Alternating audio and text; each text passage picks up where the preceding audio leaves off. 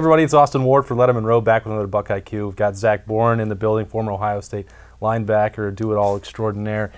Sticking with the defensive side as spring ball gets picked back up here for the Buckeyes. And looking at that defense and the silver bullets, Zach, we talked about the ups and downs with the linebackers. But Pete Werner, that was his first year starting. I think sometimes, we might have been hard on him on film, but I think that year as a whole might have been better than I thought initially. How would you rate what he did? Yeah, I completely agree with you. We broke down, it felt like the linebackers every single week was something with one play they'd do well and then six that they didn't do well, right? And we always felt like Pete Werner was kind of just thrown into the mix. It almost like, did they want him to be a cover guy and drop and kind of play that nickel star position? Did they want him to play up on the line and, be able to take on blocks and play inside the box?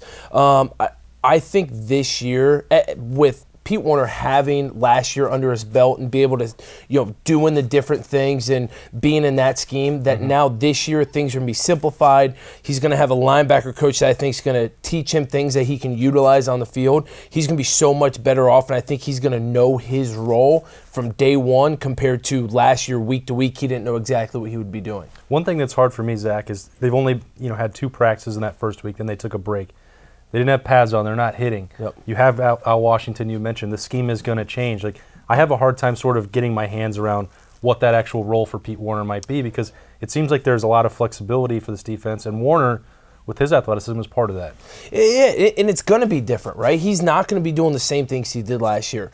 But what we do know is that Greg Mattison is going to, especially in the front 7, is going to put guys in places where they're going to succeed, right? So we know that Pete Werner can play in space, but we still know he can play the run. That, he may not be dropping all the way back, to the flats or even back on the hash. He may be playing in a little bit of a tighter box, which may be good for him, but he's still going to be able to showcase how athletic he is and be able to run sideline to sideline and make plays. That's what Pete Werner does best, right? It's make plays, and I think that's his biggest thing. He needs the defense simplified around him, because last year he was just caught up doing so many things that sometimes it almost looked like he was indecisive, right? And then he can't show his athleticism, and then he gets caught in wrong positions, and then obviously, as we saw on film multiple times, it makes him look really bad. All right, so we'll look back at some of those times where Pete Werner did look much better last year and see how that might translate now for him moving forward with Ohio State heading into 2019 as spring practice picks up. So let's roll the tape.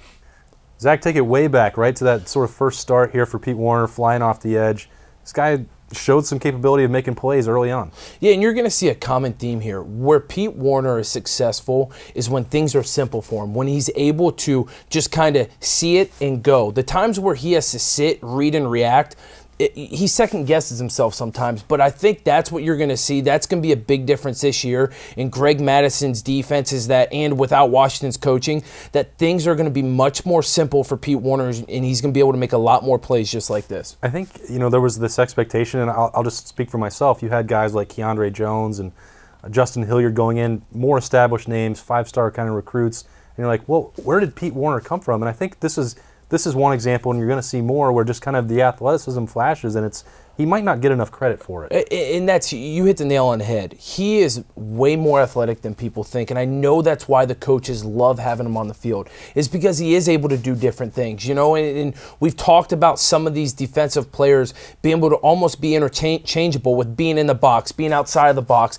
and just being able to give different looks, and that's what Pete Werner gives you. But this is another thing, right? It's almost delayed blitz. They're running a cross blitz here. Him and Tuff Borland. Tuff's going outside. Pete Werner's playing back up inside, and you see it. He's able to stay straight line, keep things simple, and he's able to make a play, which here was a big time. It was 3rd and 2 at Penn State. He gets Trace McSorley down, and it's 4th and 1. I mean, that is a huge play, but it goes to show that Pete Werner is best when he knows what's going on. He's able to see it and play quick and almost straight ahead. Yeah, and this is a guy, Trace McSorley. He doesn't have a huge head of steam going there, but he's run away from a lot of tacklers.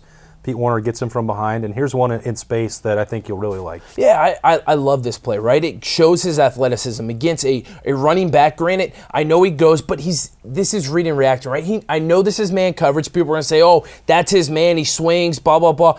Still, he's able to get out there. He's able to break down. He's able to make the play for a 5-yard loss. How many times do we see these guys come out here in space, out of control, miss the tackle. Next thing you know, running back at least gets to the line of scrimmage or gets a couple yard gain, right? He's able to come out here, do what he's supposed to do. They practice this all the time in practice, and he does it to a T. This is perfect. Yeah, not waiting for that guy to make his move. And he's playing inside out, right? That's what they show. Use the sideline as the 12th defender. He plays inside out and doesn't give number 8 anywhere to go. We've got one. I mean, this was a pretty forgettable defensive effort. Yeah, I know. Yeah, it is. But still, it goes to show, right? You say, hey, Pete Werner's on almost a blitz here, delayed blitz. He's able to see it and go. This is another example that when you keep the defense simple, when Pete Werner's able to play with things that are straight ahead of him and his eyes in the backfield, he's able to be very good. And that's what the coaches see, right? It's hard to simulate a game in practice. In practice, stuff is a lot slower. In games, right, let's be honest, things are getting thrown at you at a million miles per hour. You're making adjustments on the fly. But the coaches see enough in Pete Werner and what he's able to do that they feel confident that he is able to give them a great addition on the field to this defense. I remember we came in here last November, Zach, after that huge win for Ohio State. There was so much attention on the offense in that game. But there was a play that Pete Werner made pretty early on that's coming up right here that you were talking about as soon as you came in that Monday. This was the biggest play of the game, in my opinion. It's 7-3, right? This was just after, I believe, we fumbled the kickoff return, right? DeMario McCall fumbled it. Michigan is about to go in. If they go up 10-7 here, I firmly believe, I know everyone's going to say, oh, we put 55 on them, whatever it may be.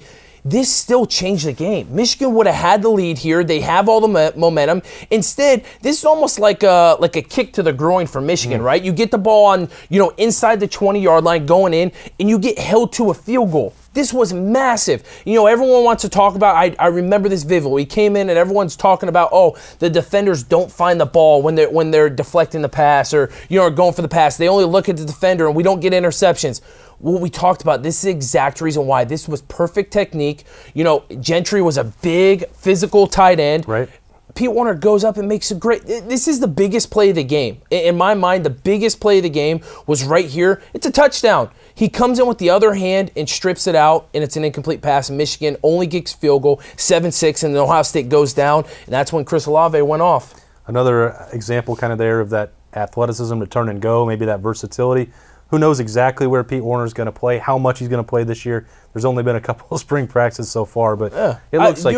I think everyone's excited to see when the pads get on, where guys are going to start lining up, right? The first 2 spring practices, guys are in shorts, guys are, no pads, just helmets.